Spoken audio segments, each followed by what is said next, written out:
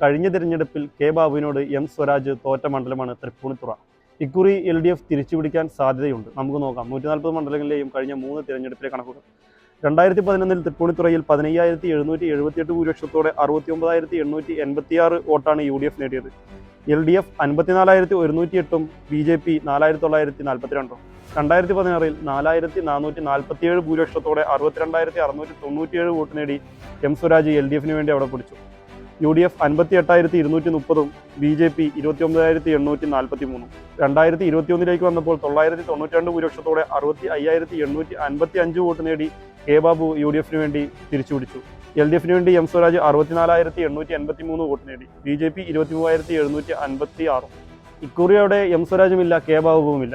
LDFന് വേണ്ടി KN ഉണ്ണികൃഷ്ണനും UDFന് വേണ്ടി ദീപക് ജോയിയും BJPക്ക് 2020 സ്ഥാനാർത്ഥിയായ അഞ്ജലി നായരുമാണ് ഉള്ളത്. നമുക്ക് നോക്കാം മറ്റു മണ്ഡലങ്ങളിലെ വിശേഷങ്ങൾ. ഫോളോ ചെയ്ത് വയ്ക്കുക.